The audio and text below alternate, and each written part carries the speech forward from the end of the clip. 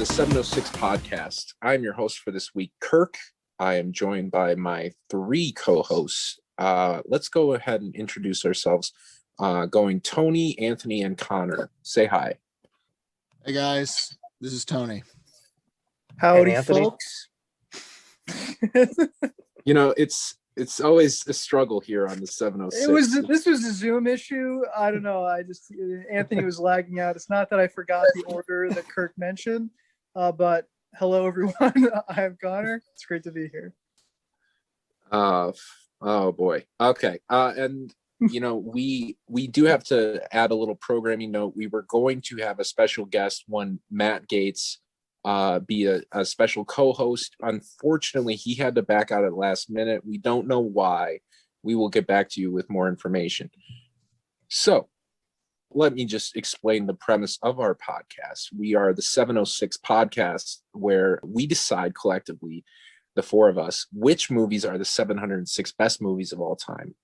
In our opinion, we develop our humble yet ironclad canon and present it to you forthwith. So we will be discussing a movie for consideration. One, Sound of Metal. The Sound of Metal. Is there a the? I think it's just Sound of Metal. Yeah. You never know with does. Does are hard.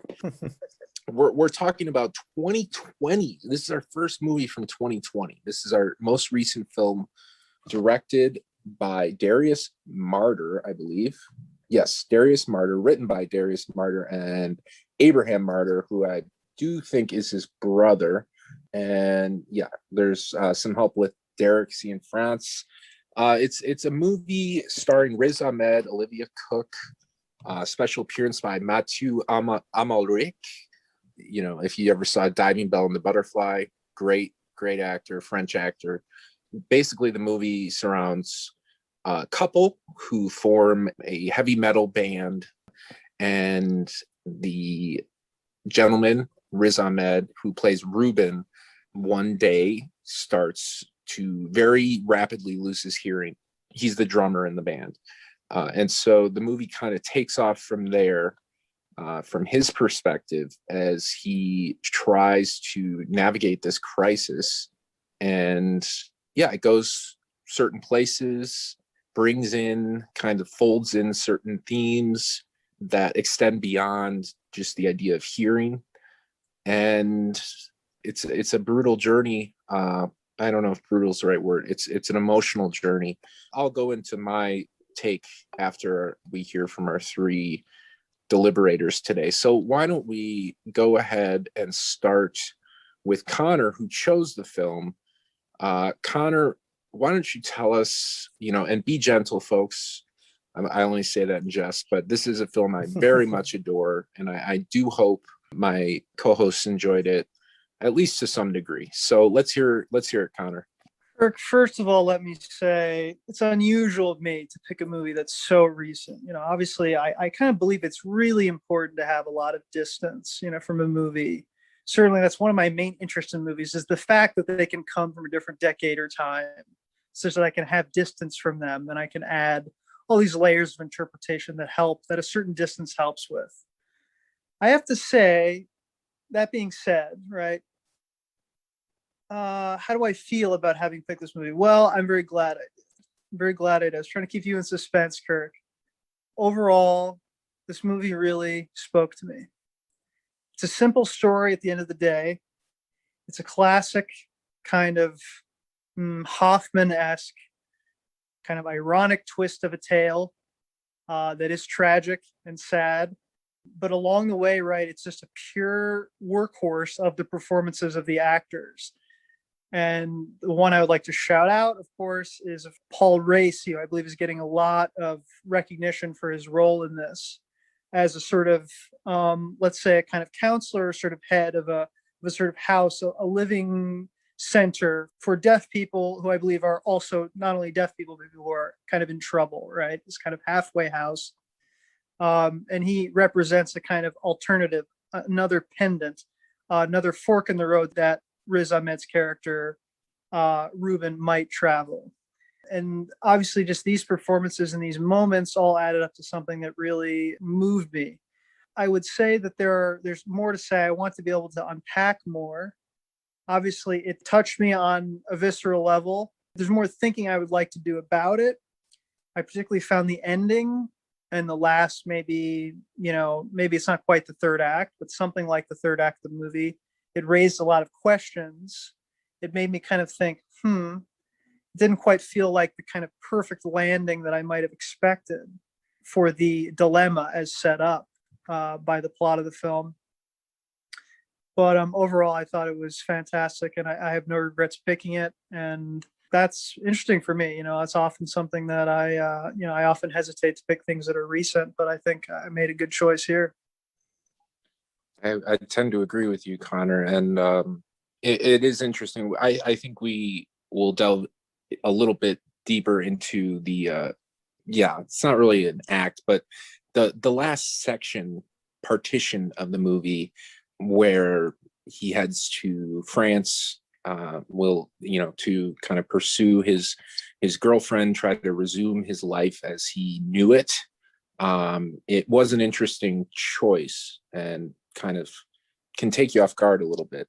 It was interesting. It was unexpected. I agree, Kirk. Yeah, unexpected. But we can go more into that. Let's go to Anthony. Anthony, what do you have? Sure. So I think on the surface, I think what Connor was saying is interesting in and of itself. Why Connor picked it, I think last time I had nominated North by Northwest, which would have seemed on the surface a much more obvious Connor type pick. So it's interesting that he picked this. And I say all this because I remember when you had nominated Kirk, I think I was thinking from what I've heard about the movie, which wasn't much. All I knew was the kind of impetus to the kind of plot, which is a man loses his hearing and he's a kind of metal drummer. And I thought going into this movie, we were going to get a 2-hour kind of excruciating drama, a bleak drama, depressing drama of a man just undergoing that loss and realizing kind of what the loss of hearing would mean to his sort of music career.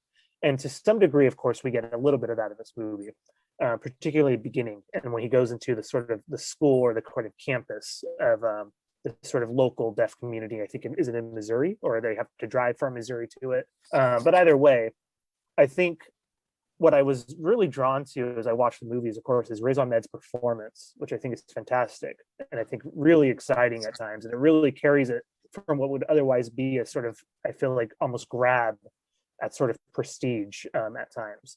But I think also what really saves this movie from sort of the fate of maybe another kind of disabled kind of picture is the way it doesn't romanticize, I think, the deaf community in many ways, and the way it gives them the sort of characterization of hard work, the characterization of the fact that it's difficult, and the idea that, of course, that outside this community, life is just not necessarily agreeable, while at the same time realizing for themselves that this isn't something that needs to necessarily be healed or fixed by sort of medical science. And I love it when he finally gets that operation and he hears things and it sounds, of course, like the title, it sounds like this metal distortion kind of going on, and noise itself is quickly ugly. And the movie could have ended there, or ended on the way of him going back to Lou, Olivia Cook's character, and it would have been a simple, I think, kind of default picture of this kind of vein. But I think the choice to go back is actually brilliant. And I think the tragedy that kind of comes out of the end is really hard to understand. And I think it's so true to life. Of the fact is that there's no great situation for him in that moment. As the kind of drummer who would, if he were to stay in that community, maybe he could carve out a sort of life for himself. But would that girl have even come back at some point? And the fact that when he goes and confronts her and realizes that life is still over in so many different ways, it really hits heavy, I think. Whether or not I'll still feel the way down the road, as Connor says, at some distance, or whether this is a movie to revisit, it's kind of a hard thing to imagine. But I'll stop there. Thank you, Anthony. That's a great point. I enjoyed the themes of the ending, and I'll get more into it personally. But I think you're right. There were certain points where they could have stopped the train, and I like where it ended up, having now seen it 3 times. But let's go to Tony. Tony, round us out. Let's hear what you have to say. Well, Sound of Metal, more like sound. No, no. This movie was great, Kirk. This was a great choice. Great choice for the podcast. A great film. I think that the main thing I noticed, I think Darius Marder, writer director here, as you said, he's worked with Derek C. in France. I think he co-wrote Place Beyond the Pines, according to his IMDb. It's been a while since I've seen that. There's not a clear like connection to me in that for that, but his only other credit as a director is a documentary from like over 10 years ago called Loot. Loot, which I've, from 2008, never heard of it, know nothing about it. I can't imagine it has much in common with this, seeing as it's a documentary. So this is, for all intents and purposes, a debut, as far as I'm concerned, and it's really pretty stunning. The confidence on display, and I think incredible amount of restraint. I think that this is a very tastefully directed film, and I think that it's a film that he clearly took incredibly seriously. I don't know if he knows deaf people in his life or in his family, or if he, made the use of a lot of consultants for depicting this kind of the deaf community in this movie. But it feels incredibly respectful. It feels incredibly authentic based on what little I know. I'm by no means an expert on this stuff, but like, it feels like they really made an effort to like depict this stuff in a respectful way. And they didn't have to bring in that side of it. They didn't have to have the halfway house. They could have just had it like, kind of like Anthony was saying, be about this one guy and his kind of descent, or his kind of like grappling with this problem, because it is that, but it's also kind of something else. But to me, this movie feels kind of almost philosophical, because it's just about like, how to just be a person in the world, how to just live your life, right? Because not all of us, the vast majority of us, will never go through what this guy goes through. But the movie's just kind of about how like life kind of goes on, and there's so much that's outside of our control. And how do we like kind of stay sane, and how do we deal with kind of the noise in our heads, whether it's, like find that place of stillness or find that place of peace that is accessible, at least in theory, to every person in the world, regardless of their situation, right? You could be in the worst situation, you could have the worst life, but you can still find, peace. You can still find serenity. You can still find, something like, the kingdom of God, as Paul Racy's character says. Obviously the performances, Riz Ahmed, I think is like I heard about this movie, and I heard about the premise, and I heard Riz Ahmed was in it, and everyone was like, wow, like he's so good in it. And I kind of rolled my eyes, because I'm like, literally no matter what the performance is, people are going to say he's good in it because he's playing a deaf guy, and there's going to be scenes where he's pretending to be deaf, and people will be like, oh my God, such good acting. You know what I mean? Like, it's the kind of thing that always the Academy just eats up.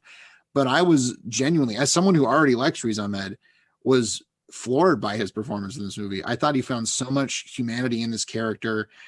One of my favorite things an actor can do is not try to make themselves look good or look cool or look, whatever. And he has scenes where he's like throwing stuff around, where he's yelling, and there's a real like vulnerability to it. He seems like a little boy, he seems like a little boy who's just scared, and just to see, even when he makes like stupid decisions, like there's moments in the movie where he like lies to his girlfriend or something, and you're like, dude, what? But it's just like, he's just so scared and he can't face the situation. It's not because he's a bad guy. It's just because he doesn't know how to handle it. And I think there's something very human about his character. And I loved Paul Racy, obviously amazing, the perfect casting, the perfect just presence in that role. Like he looked like a real like AA guy. Like I believed he was like a real like AA counselor, and he behaved like a believable deaf person as well. Like I just thought he nailed that. And Olivia Cook is as the girlfriend and the singer in the band as well. Like I think that character, there's so much richness to that character. And I like the way the movie holds on to certain information and deploys it later. For instance, the fact that we find out that Stone, our main character, Reuben Stone, we find out maybe half an hour, 45 minutes in, that he's a recovering heroin addict, which the movie never tells us. And I think that that's a very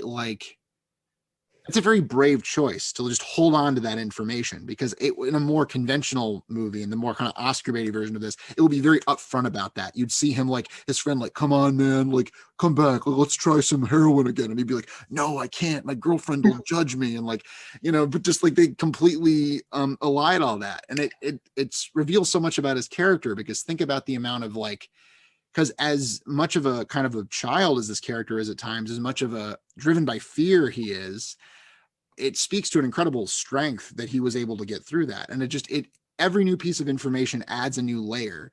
And the girlfriend's the same way. You know, we find out more about her backstory, and it's like it's so interesting. It recontextualizes everything we've seen. So anyway, I've been talking for a while, but I thought this was a really interesting movie, and it's a movie that, as I think more about it, I think it's richer. There's more to it, and I have a tremendous respect for everyone involved for telling this particular story and telling it in the way that they chose to tell it.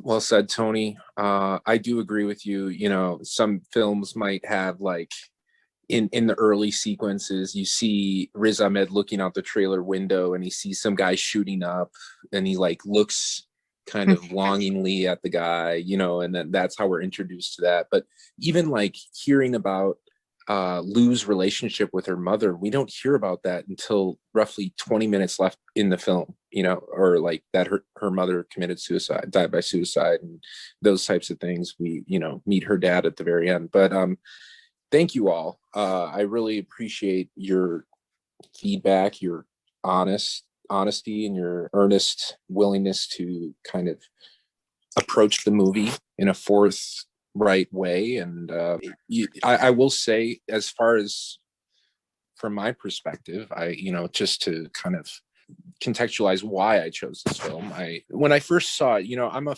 big fan of finding films that I can resonate with on an emotional level, and then kind of that will allow me to kind of bridge the gap between whatever material differences there might be, or, you know, the emotions allow me to meld the plot to my own circumstances in life. And, you know, obviously I'm not deaf, and I've never pretended to have anything in my life that's comparable to being deaf. But as a mental health consumer, I guess the idea of having a struggle that, you know, you try to fix in probably unhealthy ways, that you internalize, you know, going to a residential program, done that, being kicked out of a residential program, had that happen. But I think the movie just nails his progression through this. When he first realizes what's going on, it doesn't hit him right away. It takes him a while, and then he explodes, right? And then he's sullen, he's acerbic, he's overly sarcastic towards Lou, right? It's so true to form, to what you might expect for somebody going through a life-altering crisis. I just think even the ways, and this speaks to his performance as well as kind of how it's written, but you know how when somebody is really kind of pissed off and passive aggressive, they'll say yes, but simultaneously shake their heads like, yeah, you know, like he does that throughout the film. Like when he's talking to Paul Raci's character, and he's like, you know, this is so fucking stupid, you fucking idiot, when he's writing. And you can see the internal struggle where he's trying to understand that it isn't his fault, but at the same time realize that it sucks and it's never gonna be the same again. And, you know, I love the handheld shots, especially the scene where she's leaving and, you know, she's packing her bags in the car, and his reaction throughout that whole scene, how he kind of is like bargaining with her, and he's starting to realize what's in front of him, and she's kind of thrown down this ultimatum, and she leaves. You see the car drive off, and he's like pounding his chest, and he's in such despair. And I thought that was so relatable in just a, you know, not a direct you know, one-to-one way, but in just a, you know, the larger thematic way. But I think this movie ultimately, aside from being about a man coming to grips with his disability and his new life, is also a story about two people going in opposite directions, but holding on to a relationship for each other for the wrong reasons. You know, we get that with the scratching is meant to symbolize kind of Lou's disillusionment with the life that they've been living with, probably performing and being in the band and on tour Meanwhile, he's kind of, you get the feeling like he's been sober as long as he's been with her. So obviously being sober, he feels, is part of why she likes him. So he's like kind of being sober for her. He's trying to appease her and appeal to her, you know, in all these ways. And so the two of them are trying to meet each other at different places instead of accepting each other. And I think at the end, the profound realization is, you know, and the reason we go to Paris is that he realizes that what's best for her isn't necessarily what's best for him, and he accepts that. And that is incredibly hard and sad. And that's why, like, shades of Casablanca, right? Like, that's letting go of somebody for their own good because you truly love them and care for them. And that last scene actually does make me cry. It's so, like, based on all we've been through, like it, and he realizes that's what he has to do. And I think, you know, it's hard for me to watch. Like, I wasn't necessarily looking forward to watching this again in a certain way, on a certain level, because of just how it hits me, the viscerality of it, right? But, you know, I'm rambling. Thank you guys for sharing. Let's, you know, anybody else have any thoughts, want to respond to anybody else, or go ahead? I think the obvious question is the ending. You know, as we talk about the kind of the final stretch of the movie, we'll say the last half hour or so after he has been kicked out of this residence run by Paul Raci. He's kind of abandoned that life and he goes to France to reconnect with his girlfriend. Everything from that point on is kind of an, you know, narratively kind of unexpected, kind of unusual turn. And I think the ending also is a little bit ambiguous, right? In terms of what are we supposed to take away? So, you know, I mean, Kirk, why don't you give us, what do you make of that whole, I mean, you talked about it a little bit, I guess, but what do you think is the function of that in the larger story? And like, how are we supposed to feel about this character and his future at the end of the movie? So I think ultimately, you know, cochlear implants are the scapegoat in this film, right? I don't think they're as bad as they're made out to be in the film. But I think it was necessary to kind of show that he's chasing that instant fix, right, throughout the movie, and that kind of is anathema to what, you know, he learned from Paul. I don't know his character's name, but he learned that, you know, stillness and acceptance are ultimately pathways to peace. And so he hasn't accepted that he's deaf. I think he begins to accept that things will never be the same, and that he needs to forge his own path. In the very last scene, he's looking at the kids.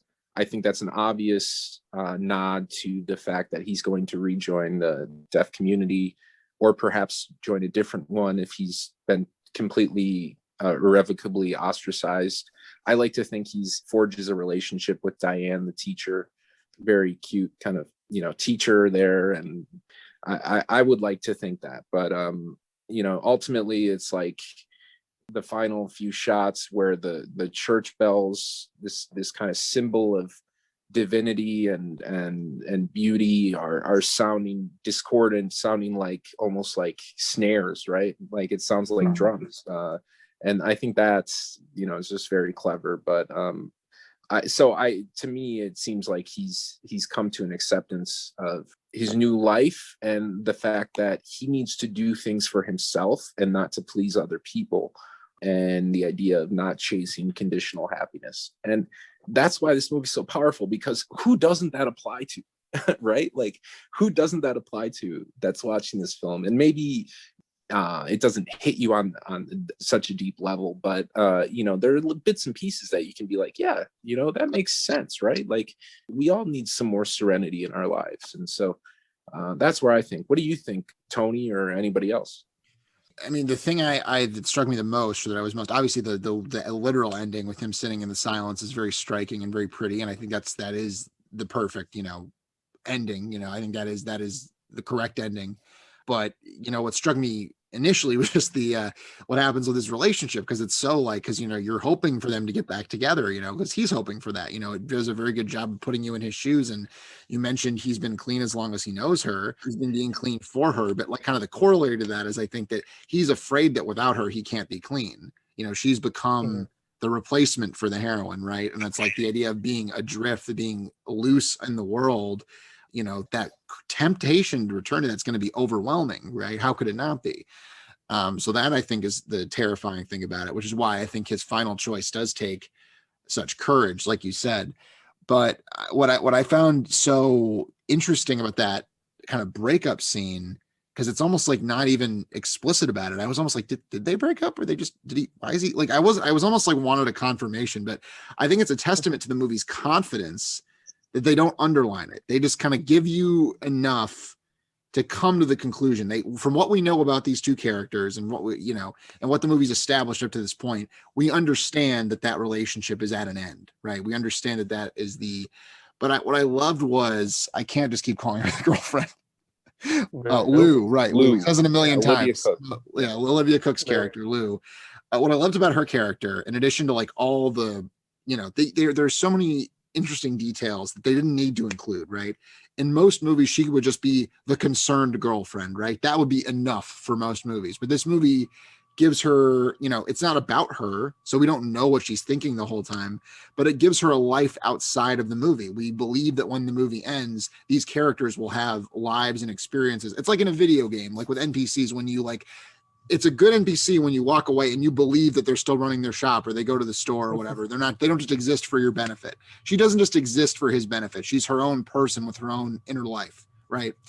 But what I found so affecting about her character, though, is because it was basically like there was an implicit understanding almost that she didn't want to be with him anymore, that she'd moved on, and he's like giving her permission to leave him.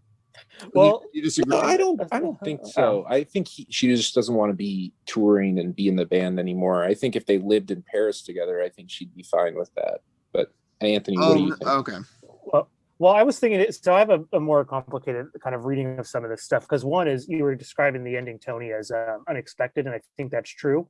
But also as we move there, it's unknown, right? Like there's the moment where he's at the motel, he's smoking his cigarettes, and he's getting checked on by that second visit for the doctor. And then all of a sudden we're back into the sort of like Paris ending scene. And I'm always curious, like in that moment, because it's withheld from us, it's like, how is he able to get there? Like what's actually bringing him over? Is there some sort of further email exchange, or is he only relying on the past? Like emails, is he thinking like, how does he know where to go? Like there's all sorts of like ideas of like this relationship for him towards there. But I think the movie also like wants to complicate that sort of idea of stillness a bit more, because I think in the like beauty of stillness is like on one hand also a retreat from the world, and it's the idea that if you finally find that peace of being able to be still the way the sort of AA leader guy type finds it, in a certain level all you're doing is kind of retreating and you're back in the campus kind of like community, you're safe, or you're able to learn in a sort of safe environment. But what Riz Ahmed knows, and I think this is why the brilliant choice is that he's a recovering addict for 4 years, is he knows that he can't just have that at that moment. He needs to actually move, and he needs to sort of have a sense of propulsion for himself to kind of, you know, not just be clean, but to also realize that like he needs to be someone who's learning. And I think that's why Kirk's ending kind of fits it, possibly going back to kind of being a teacher, working in a school, working with kids, is that kind of brings it back out. But I think by the time we get to the ending with her, I think it really does something interesting when you think back to the relationship from the beginning, which is like, has she contacted him any further other than that one email? Because the way the movie's time and chronology kind of works is like, I lost track of how long he was in that kind of environment. And like, he's sneaking away to the computer for those times. And like, I'm like, is he just all alone here, completely still without further communication? Like what that could do to anyone is like very hard. And like, I find that also interesting, you know, and like, I think like you said, Tony, she's living her own sense of life. What I like too, just on a side note about those scenes where he sneaks off to the computer, I'm pretty impressed that there's never, I kept waiting for Paul Reiser to walk in and be like, or not Paul Reiser, Joe, the character. I kept waiting for him to walk in and be like, what are you doing on my computer? But they never do it. He goes on there like 3 times. I'm like, when's it going to happen? Because in any other movie, they would have done that. So it's kind of funny that they decided like, we don't need to have that. That's kind of played out. That's a cliche. So, you know. That's one of the Snyder cut. Yeah. All right, Connor, let's hear from you. Let's hear. So, yes, I would love to jump in on this. Anthony's set it up well, I think, because I'm also curious about that ending.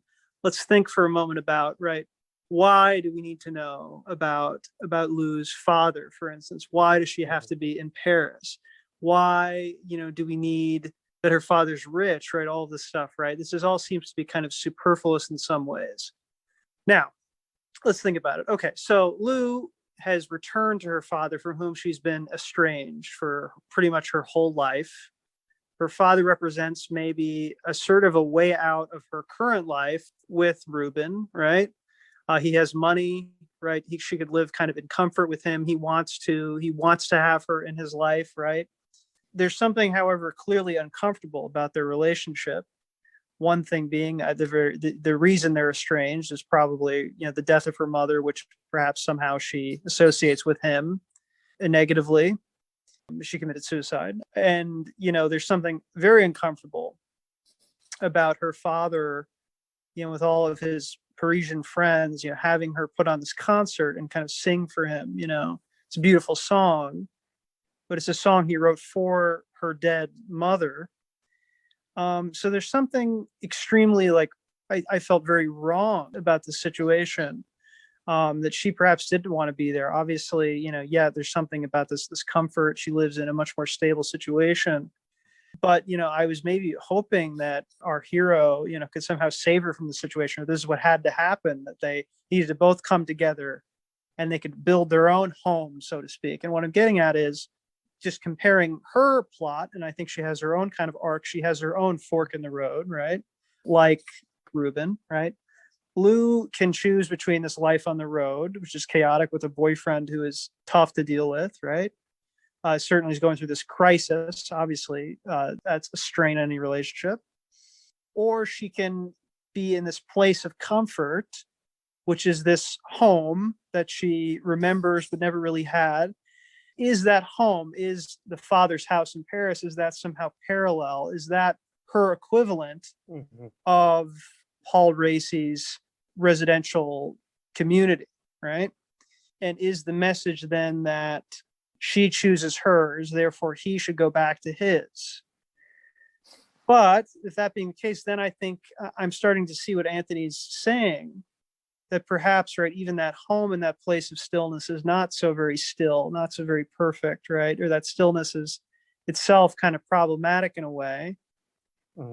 Anyway, it's still kind of a lingering question. I think I'm getting there now. I think there's a parallel being made. But I have to say, still, it seems like her situation is negative. And that, how do we know that she didn't want him to take her back with him? I don't know. It's right. I think we have to add one more note to your kind of reading, Connor, which is not only do we finally get towards the end of the movie, and the way the movie sets it up isn't like a cop out, I think, of information, but when we find out that he's someone who grew up in a sort of itinerant household, moving from military base for a nurse mother, is interesting. But so he's on one hand kind of used to an unstable, maybe an incorrect word, but a mobile situation. And then also that he sells the home that him and Lou had.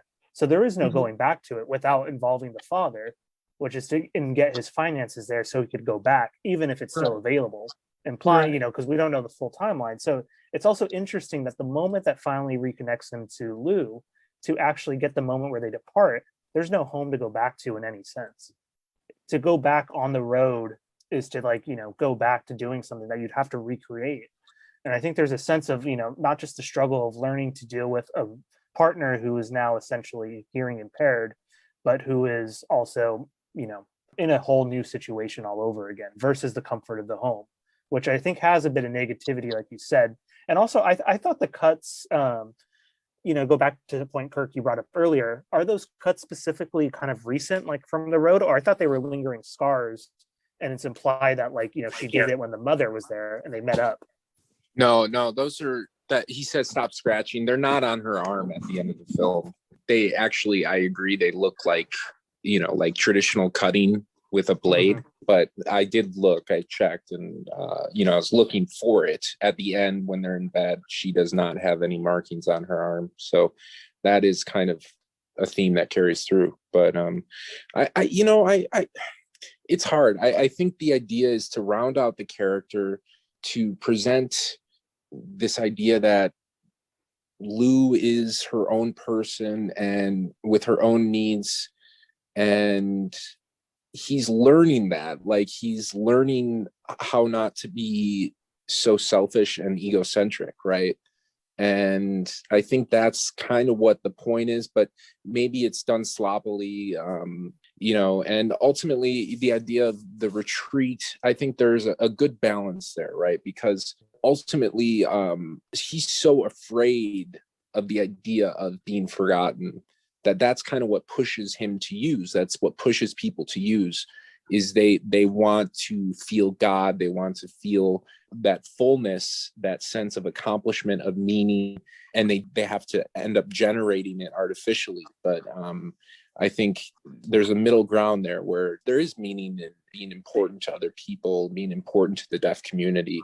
I don't know if it's totally a retreat, but that's just how I see it. But Tony, what do you think about the ending, the Paris sequence, even though it was shot in Belgium, excuse me? Well, that changes it. I hate it. That doesn't no. Okay. Right. It was actually in Bruges, and Colin Farrell's in the background, but no, go ahead. Well, just the whole thing is like sort of I think his choices throughout the second half of the movie are just, evincing this. And I think we didn't really talk about the falling out, but kind of his falling out with Joe, regardless of how you feel. Because on the one hand, like, and I understand this is kind of a sensitive issue for like the deaf community, like to outsiders, it may seem like, well, who cares? Good for him. He gets to hear again. Right. But like a lot of deaf people do not feel that way at all. Like, it's a very important thing of like, this is not a disability. This is not a disadvantage. This is just a different way of experiencing the world. And that's a very important thing for a lot of deaf people, right? But his disappointment, I think, goes deeper than that, kind of almost like political disagreement. It's more about the idea that, like, when he says you're talking like an addict, it's the entire mindset that would lead him to do that in the first place. Because it shows like the whole idea of like selling the RV, selling the gear, getting the Coca-Cola plant, getting a plane ticket to Paris. It evinces this like desperation, this need to like put things back the way they were, right? And I think what Joe was trying to teach him is like, no, there's no such thing as things the way they were. You can get this surgery. You can even get back together with your girlfriend. You could do anything. You could do all these things that are on the surface the way your life was, but your life is different now, and you have to accept that. And he has been unable to accept that. So I think the ending is just sort of puts us in the position of, we want them to be back together. It feels like they should be back together, but it also doesn't feel quite right. And I think that feeling of not quite rightness we all picked up on. And I think that's very intentional. The idea that like, he really shouldn't be doing this and going to Paris and like showing up unannounced. And that's not what either of them need at this point. But my favorite detail from that entire sequence, my favorite line in the whole movie, is when Lou says to him in that last scene where they're together, she says, I told them all about our gypsy life together. Because it's so sad, because it's like, to her, it's like, oh, that was that cute little thing we did. He's like, oh, you mean the thing that was my entire reason for living? Like, yeah, that was a cute thing for you. Like, that's cool. Like, yeah. Thanks. Like, just like, my heart just breaks for him in that moment. And he's like, we have to get back at it. And it's just like, he realizes as he's saying it how hollow it sounds. And he realizes that that's not, they'll never have that again. They couldn't. And if they tried, it would be like a hollow echo of what it was, his hearing notwithstanding. So what I liked about the ending is the feeling of epiphany at the end, the feeling of like, you can't put it back. You can't go back. You need to look forward and find something new. Right. And I mean, that's not a particularly new theme. I mean, that's a very tried and true theme, but I think this movie really earns it. It's very honest about it. It's very unromantic about it. And I appreciated that. The power of seeing him walking out to the party, kind of stumbling out after a nap in a t-shirt, like that to me such a strong image, and like a very resonant image of just seeing him, smoking a cigarette there, and he knows he's not supposed to be there. Like, he knows, at least subconsciously he does. But Anthony, were you going to say something? I'm sorry if I cut you off, Anthony. Oh no, I was going to say, to Tony's point, one thing I like too is how they have some degree of success though too. like from the opening shots. Like there's people actually at their concerts, they're selling records to some degree, they're able to do their tour. And like most movies would have Magazine had them covers kind and of be, stuff. yeah, they have. Most movies would have had them be like, oh, this like, you know, awful little group that like, you know, a couple people, like it would have made like the lifestyle just seem like much more untenable than it even probably was, or that it probably could have been. Like there's a fan base, there's a fan base online that's buying their stuff and watching her clips when he goes into the computer. And she also has like the photos up on the wall. So it's not completely distant, but it is like you're saying, it's already the dream breaking apart. And I think that's maybe the whole point of the father character, right? It's giving you everything is set up. He's put all of his eggs in this basket, right? In this plan to get everything back, that he has sold the RV, right? With the plan to buy it back. Already when he arrives at the house, he's already kind of planting the seeds to ask the money from his father. And you're like, oh shit. You know, again, the addict behavior kind of comes in. He's like, you know, now I'm, you know, having a really hard time. You know, the father then says, you know what? The fact is, I want you in my life, basically, right? So he's okay, you know. So we have this expectation that the plan can still work. It comes down to that moment of the relationship not being quite right, them not quite meeting each other where they want to be, and then Ruben kind of bravely making that decision, you know, to leave or to be on his own. So I have a question for you, Connor, and just kind of follow up on that. I mean, I guess doubling back, and then we'll throw it around. I want everybody to kind of give their thoughts on this, and Connor touched on it in the beginning. But first off, Connor, specifically to you, with regards to the end, do you feel like this might be something I need to kind of sit on a little longer? How does it hit me as far as Lou's situation, her appraisal of her, you know, the two options she might have, or is there even a third option? And then I guess a bigger question for all of us is, you know, the idea of recency, the idea of being an audience, being part of an audience in, you know, viewing a piece of art that is either recent or distant.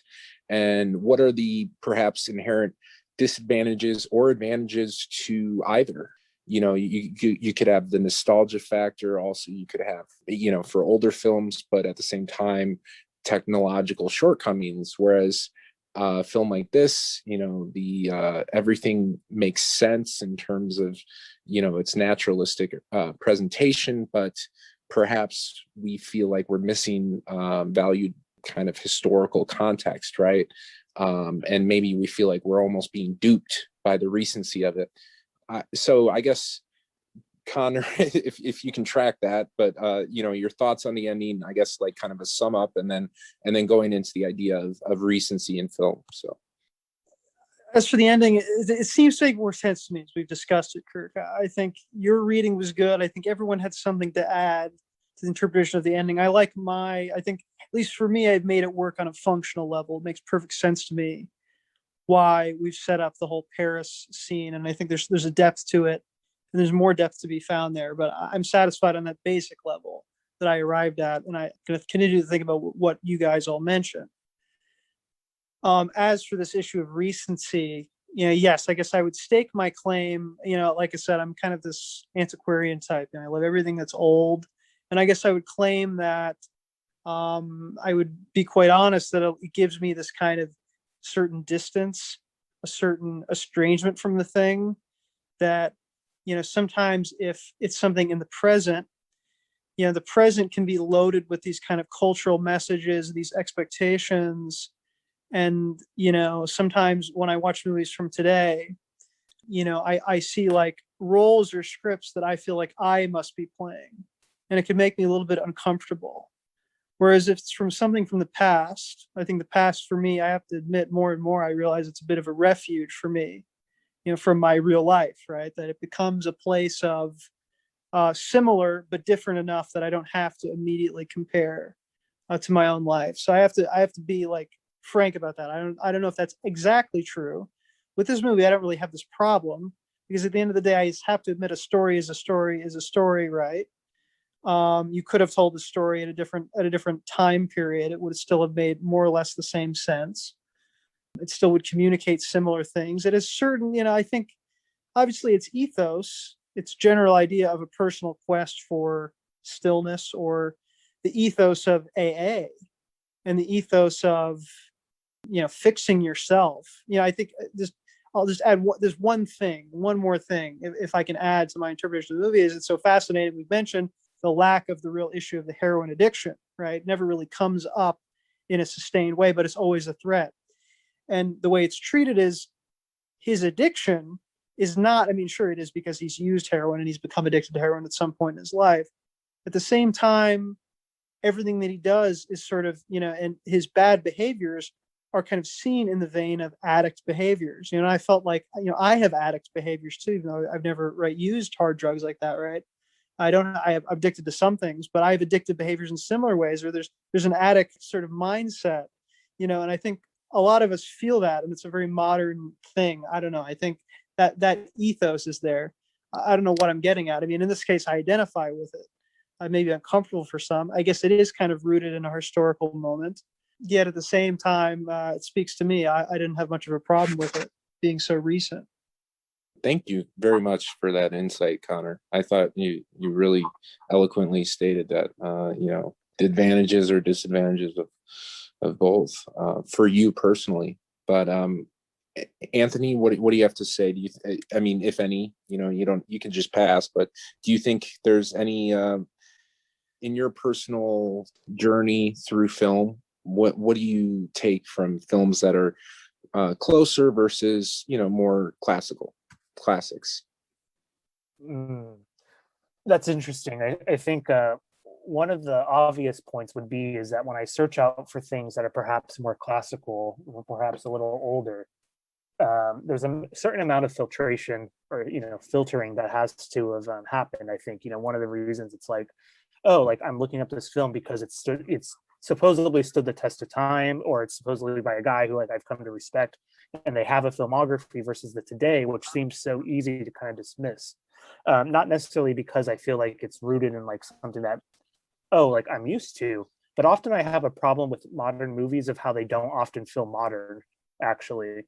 By the kind of contemporary problems of especially pre-COVID, but you're hanging out with everyone and everyone's on their phone. These sort of things don't lend themselves to good, kind of cinematic images, but I've yet to see the kind of contemporary movies really mess with that on an interesting kind of narrative level. And sometimes when I see movies set in New York, for instance, and I don't see the subway filled with people on the phone, it actually kind of irks me in this kind of really annoying kind of way that I can't get around. It's one of my theories. I was telling Shay about this not too long ago, but it's one of my theories about why Parasite had such a strong response. Is it's a movie that really deals with kind of basic problems that we all could think about, problems of wanting to connect on Wi-Fi, and that being an issue of where your location is, your finances are. The idea, of course, of mobility and the usage of social media to kind of progress yourself for a certain status is kind of interesting on that level. But anyway, that's kind of all a rambling thought. But I perhaps even put more pressure, I should say, on kind of contemporary or more recent films, sometimes unfairly so. Okay, yeah, that's you're totally right about Parasite. I think that's one of the reasons for sure. The images of them kind of sitting up on the toilet, texting away or whatever on WeChat. But Tony, why don't you take us home, and then we'll head to a vote and some final thoughts if we have any. But Tony, the idea of you're obviously a connoisseur. Where do you stand? Do you think it's kind of maybe more on a granular case by case basis, or are there larger patterns to be seen here for your kind of perception of what hits you as far as cinema? Yeah, well, Connor and Anthony both made good points. I think that there's the idea of filtration, right? Because if you read about movies that were popular in say 1968, right, what people were actually watching and talking about, obviously there's exceptions, 2001 The Space Odyssey was the highest grossing movie that year, but in general the movies people were watching and talking about are stuff that we've never heard of and nobody watches. Or you look at the Oscar nominees in 1958 or something, and you may have heard of the best picture winner or some random one, but most of them you're not going to have seen, right? And not and by you I mean anybody, any film educated person, because a lot of these movies don't survive. So really watching contemporary movies, we have no way of knowing what's going to like last. It's kind of a fool's errand to predict like I'm not going to sit here and say Sound of Metal is a movie they're going to be watching in like 50 years. You know, I say that sometimes, but very rarely. But it's really impossible to know that. I think with modern movies, like kind of Connor was saying, or I should say contemporary movies, there is that element of like the conversation and like the cultural context. And we're part of that movie's cultural context. So there's a lot of like things we're bearing in mind, like what are other people saying about this movie? What's the discourse around this movie? Where is this movie coming from? What country is it coming from? Is it like a blockbuster? Is it like a Sundance movie? Is it like an Oscar movie? What other movies like that are out? Like there's all this like context that it's like a lot of noise around it, so to speak. It's hard to kind of strain out a lot of the time. When you're watching an older movie, it's a little bit easier to just take it for what it is or take it as a movie. Or if you see something that kind of strikes you odd, you can just dismiss it as like, oh, it's because it's from another time. You know what I mean? It almost makes it go down easier for me sometimes. But conversely, I think for like the podcast, for instance, when you're watching an older movie, especially like a really esteemed older movie, like let's say, had we done North by Northwest, there's the fact that, you know, so much has been said about it. So much has been written about it. So it's almost like, where can I fit in? How can I possibly? Whereas I think with Sound of Metal, there's a greater opportunity for any one of us to have something novel to say about it just because it's so new, right? Like there's only so many opinions on this movie out there as of today. That'll change as time goes on, but so certainly there's no better, you know, I like a lot of new movies. I tend to favor, I'm the opposite of Connor. I tend to like new stuff more just intuitively, but they're just different experiences. But I definitely experience a contemporary movie differently than I do an older movie. I definitely think of them in different terms a lot of the time. And it would be interesting to have a conversation about other media and, you know, looking at recency in video games, in books, in music. There's so much there to explore, but alas, we are running low on time. So let's go ahead and go around and vote quickly, and then we'll get to the nomination section. So let's start with the man, the myth, the legend who chose the film, Mr. Connor. Go ahead, Connor. Kirk, I don't know much more to say. It's a yes. We had a great conversation about it. We've all raised the issue, will we watch this again in so many years? I honestly can't say, but, you know, I feel it in the moment. It feels important to me. I give it a yes. All right. Fair enough. So Connor's hedging that it might be a Coney 2012 moment no, here, but no, my instinct is to say yes, we will watch it in so many years. Yeah. But then I just think, how can I really know? But then I say that no, that's okay that I don't know. Good point. We can't know, and that is okay, but we can enjoy it in the moment. Let's go to Anthony and then Tony.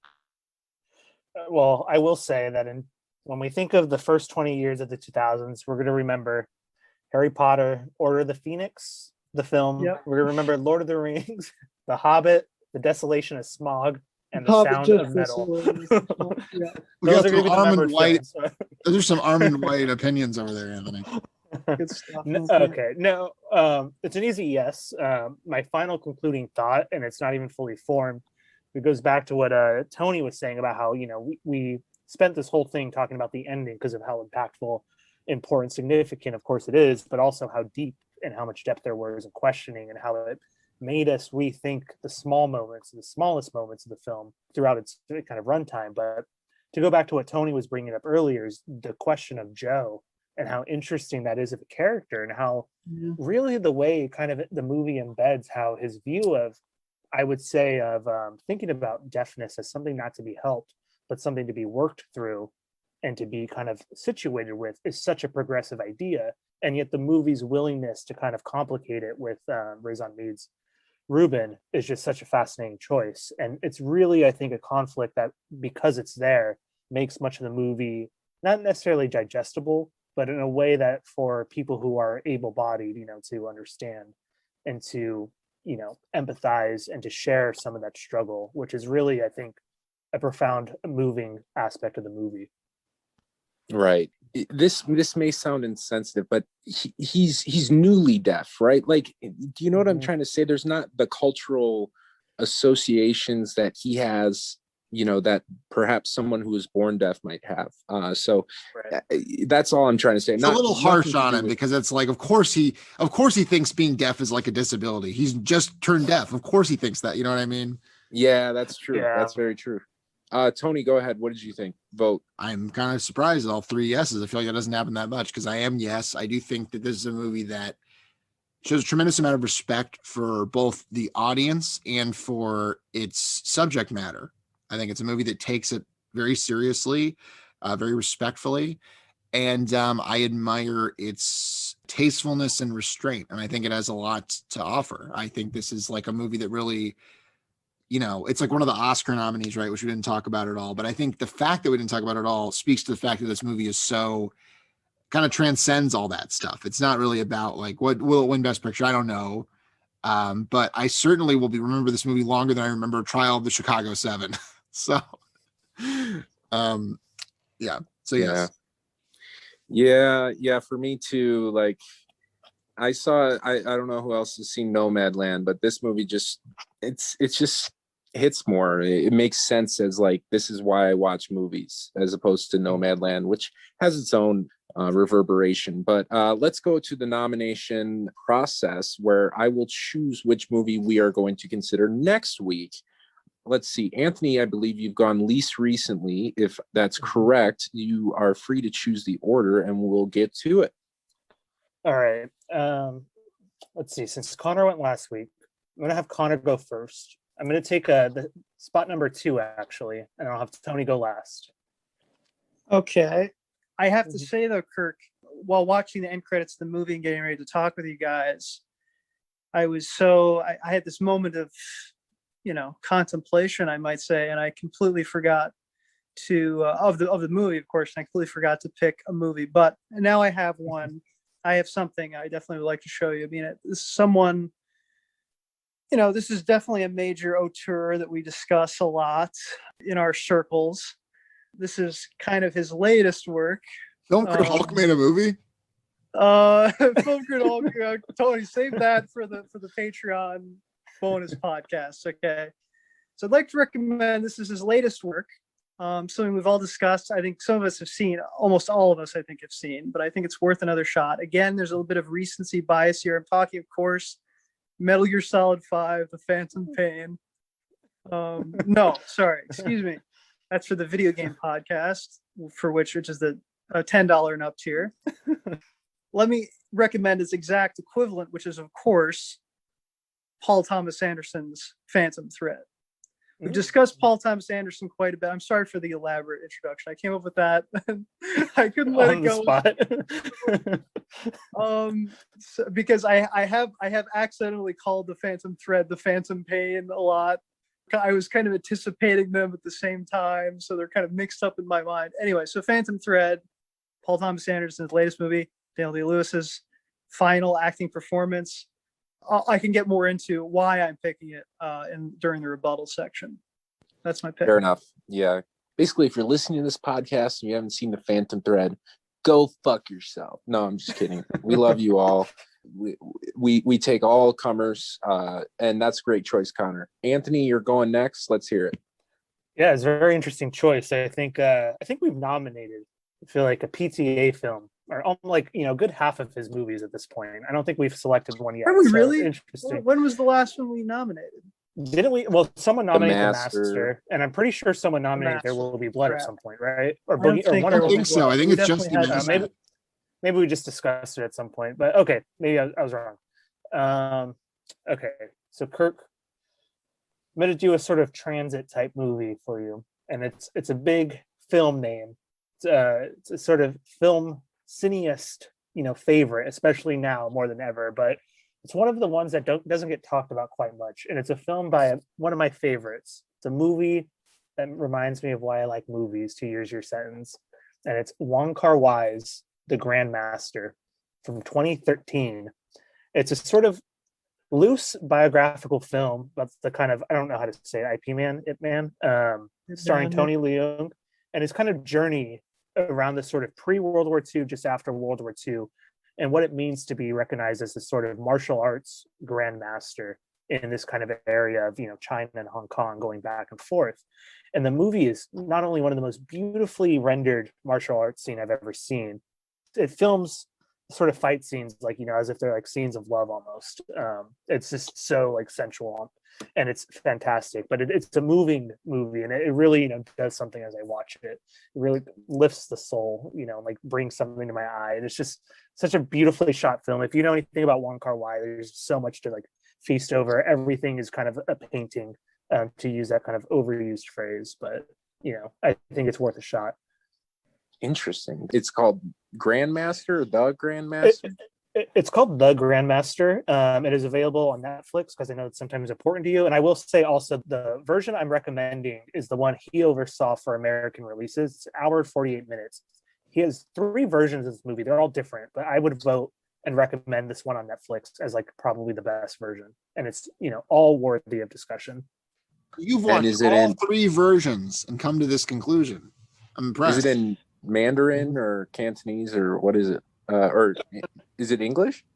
No, I'm pretty sure it's Mandarin. I'm guessing Cantonese, but we'll check. Cantonese? I'm guessing. It goes through a few different dialects because it's Mandarin, Cantonese are both listed.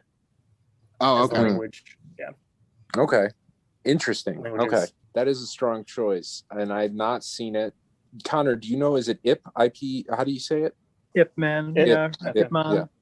Okay. I know the story for sure. I've seen some of the movie, the self-titled. Tony, go ahead.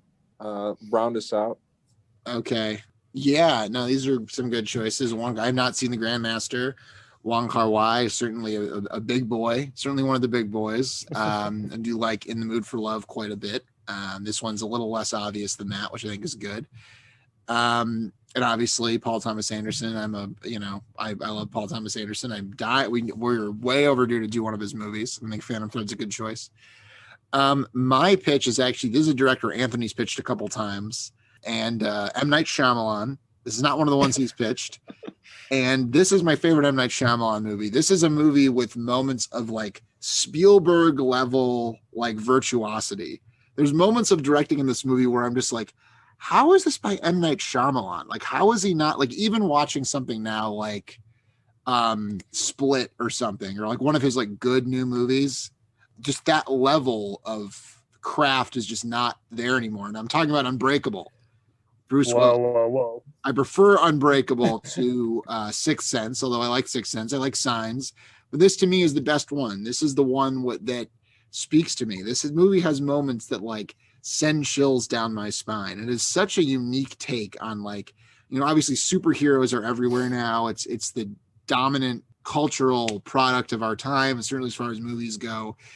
But I think that this movie's kind of comes before that, before superheroes were everywhere. And it has a take on superheroes we have not seen since. And I just love this movie. I assume at least 2 of you have seen it. Probably all of you have seen it. It's a pretty well-known, popular movie, but I still think it'd be worth doing. Interesting. Okay. Unbreakable. I thought you were going to nominate that Paul Giamatti one. What is it? Maiden of the Lake or whatever? Lady of the Water. Yeah. Basically the bookend of the first part of his career, where basically everybody thought he was a fraud. But any rebuttals to offer? Anybody want to bolster their choices or denigrate the others? More of a pro-buttal than a rebuttal. I like both of these choices a lot. I'd be excited to watch both of them. Honestly, I think this is a really good batch, and I don't envy your having to make this decision, Kirk. Wong Kar-wai has always been on my list. Got to watch his movies. Got to have the Wong Kar-wai in my life, but just never got around to it.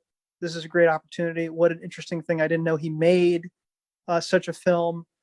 This is fascinating. Sign me up. Also, Unbreakable. I have seen it. I love it. I think similarly, I think Tony put it well, that it can kind of give you chills in a way that is remarkable. As for Phantom Thread, it is certainly not his most towering major movie. Even I would probably admit, like, I would go for, if I had to pick one, absolutely one, it would be There Will Be Blood, right? For the all-time great PTA masterpiece. But this one holds a special place in my heart. I think there's still so much that can be said about it. There's so much to extract from it. It is incomparably well constructed, and somehow it feels right for this time. It feels like a COVID movie. I can't quite explain how, but spiritually, it does. The theme of cohabitation. It's one of the major themes. Okay. Interesting. I'll have to call you on that if I choose it, but we'll go to Anthony. Yeah, no, that's interesting, Connor. I think I was telling Shay not too long ago that I think Phantom Thread was slowly becoming probably my favorite PTA, and she's always been someone who has had kind of a sort of distanced reaction to kind of his movies, that she was kind of surprised. But something about Phantom Thread has stuck with me a lot, that I want to eat those mushrooms, and I haven't seen it since it came out in theaters. So maybe it would match some of those expectations I built up since that viewing. Maybe it wouldn't, and maybe it is worthy of discussion, of course. So that would be a great choice. Tony's film Unbreakable is a great movie. I think it's one of M. Night Shyamalan's best, but I won't take the slander. We got to respect the film that is Glass and The Village, which also show not Spielbergian level of directorial vision. They show M. Night Shyamalan level of directorial vision. So let's throw that out there, Tony. Okay, so The Grandmaster is interesting. I think I realized now that I remember it was you, Kirk, that I picked The Wild Goose Lake, which is not a similar movie at all, but it was kind of my effort to throw in something a bit different, although we're all kind of post 2000s movies here. But The Grandmaster is Wong Kar-wai's most recent film, 2013, so almost 9-10 years ago. But I think it's interesting. I think it has something to offer for each of us as a kind of viewer on so many different levels, and I think it'd be something we'd all get into, although maybe Tony would find it another transit. Yeah, as I kind of said a few minutes ago, I think these are all really good choices. I'd be happy to watch any of these. Have you seen Unbreakable, Kirk? It's one of those, like, I tried to watch it on an airplane type of things, but I wasn't in the right headspace. So I would say no. All right, I see. I have a few of those myself. I get it. Yeah. I think that this is a movie. If you have not seen it, it's a must watch. I can't promise you'll like it, but I think you will. I think this has got some stuff for you in it.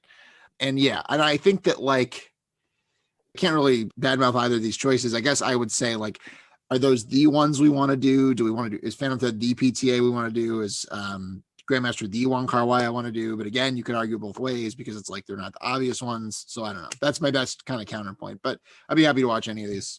I could also say, is Unbreakable the M. Night Shyamalan I want? Yes, I would say yes. I think this is his best movie. It's The Village, man. It's so The Village. Yeah. Adrian I thought you were Brody. going to say Steins. Yeah. No, I thought Signs did not age well, but well, great choices, guys. You always come with it and make it hard for me, except for that Halloween special, but that's okay. You've redeemed yourselves. This is tough. I want to see Unbreakable. I really do. I want to see Anthony's film, but and the conversation in my head is like, which PTA? I mean, obviously we can do more than one, but I think Phantom Thread is an interesting choice for me personally, being selfish in that I've only seen it once and it was in theaters, and I do think there is room to forage through the brush here and find the sweet nectar and berries, and I think there is something there. So we'll do Phantom Thread. Yeah. Okay. Wow. I'm surprised, Kirk. I thought he was going to go with Unbreakable. He was going to do his famous roundabout. Yeah, but I'm extremely happy. I've been fantasizing of watching this one with you guys, and I'm glad. I hope it won't bore you, because it's not something necessarily new for all of you. You've all seen it, right? But, yeah, I saw it. I think that'll be good discussion, especially about the ending. I'm curious to hear your takes, but also comparing his body of work to this film. Yeah. But yeah, anyways, thanks, Connor, for that great one. First of all, let's just say thank you to everyone for listening, and we really appreciate your time. And yeah, we'll see you next time, Anthony. I'll have what she's having.